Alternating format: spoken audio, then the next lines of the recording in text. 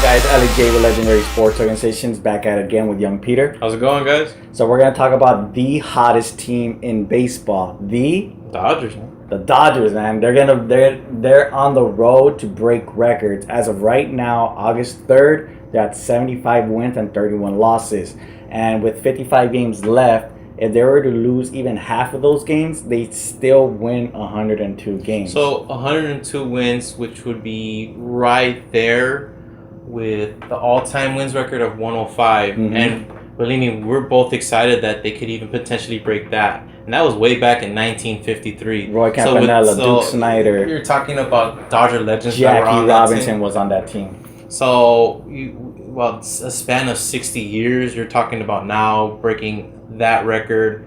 And now you got everyone here in Dodger Town just really excited about this postseason because it's been so long that we've been into the World Series and everyone's just excited. They're just scorching hot right now. The steps to get to the World Series has been like close, like by one pitch or by one out or by one home, by one run. It's been close, but they've always like flundered. It's always been those playoff disappointments. If it's not St. Louis, it was the Phillies. If it's not the Phillies, it was the Mets. If it's not the Mets, it was Atlanta. If it wasn't Atlanta, it was, so many things, so many variables got in there. And last year it was the Chicago Cubs. But in reality, the Dodgers had a chokehold on them.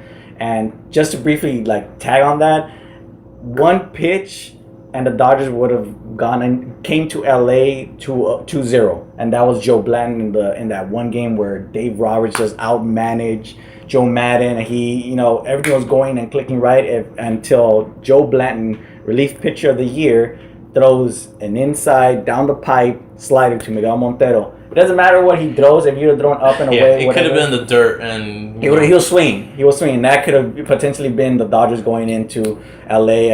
I mean, to win 2 games in LA, it was not going to be that difficult. But to have the Cubs on the chokehold, I mean, whatever. But that's in the past. Where this is the good thing about sports, especially MLB in general. There's always next year, and this is a team that, we've gone to games pretty much all of our lives. He was the first one to actually take me to my first game. Oh, that's back when it was a bobblehead night. That's right. It was a bobblehead night, I remember. And it was actually for my birthday. It was just a spur of the moment.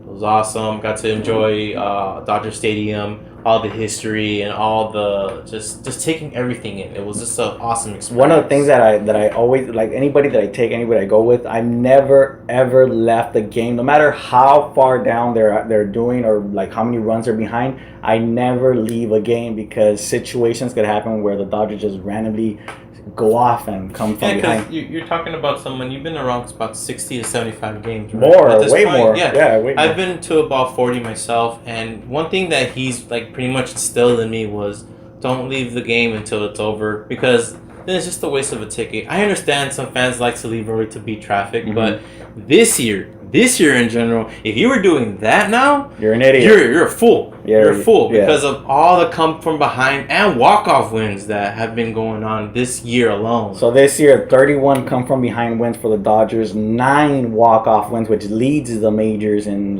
comeback, and it's just incredible. And as of yesterday, they had 53 consecutive wins. Yeah, 53 consecutive wins where they did not lose. If they had a lead, at any point of the game, they were gonna win, and that in itself is an impressive stat. Half of the because season. You're talking about not only it being half the season that had that happen, but you're talking about once these guys were on a roll and scoring on you, our pitching was gonna keep you down at bay, and you were not gonna come back. And there's no doubt about that because you have the best closer who's just breaking records. He had 50 plus innings without giving up a walk, and you hear things like that, and it's incredible what these Dodgers are doing. It's just they're solid from end to end, from first to 8th batter. I mean, Kershaw goes down, and you got Wood stepping up. You got Rich Hill stepping up. Yeah, and it's funny. You talk about a few years ago. You hear the words Kershaw going down, you hear panic. Yeah. Oh my God! What do we do? What do we do? Mm-hmm. But this year, you're not really hearing that, and that's awesome. All you means now we're a complete team. Yeah. Oh, definitely. There's no kink in this because in the beginning of so all of last year they were the worst team in baseball when it came to left-handed pitching. They couldn't hit anything. And this year, they started off in April that way. It looked like, oh, we're back to those Dodgers who can't hit with against lefties. They can't score with runners in scoring position, bases loaded. Yeah, how frustrating it was to see them get bases loaded. Yeah, oh, and God. then they couldn't get one. 0 out, 1 out, doesn't matter. If you had the bases loaded and the Dodgers were up, you're more than likely going out without giving up a run. And this year, now we're talking about you have 2 outs, bases loaded, or you have 2 outs, man on first. The Dodgers are going to score. The Dodgers are going to find a way to score. And to hear that they're set from every single angle, for the biggest thing is you got Yasiel Puig, who in 2013 was the best player June, July, and he was going to be the next big thing. Yeah, because he came in the league on fire. You're talking about somebody who had highlight plays with his arm and was getting home runs and clutch hits with his bat. Definitely. But as we both know, last year was actually demoted down to AAA Oklahoma, and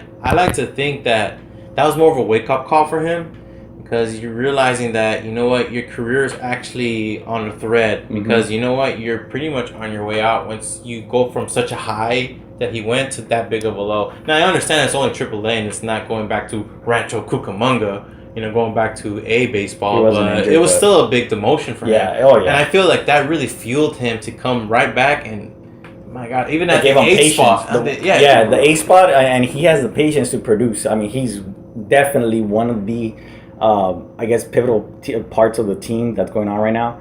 Because you said incredible. It's the 1 through 9. I know the pitcher spot. We can add a pinch hitter or whatnot, but from 1 through 9, that's a scary lineup.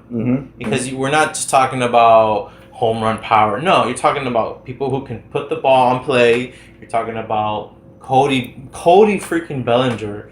A power hitter that is a rookie that is on pace to get 40 home runs.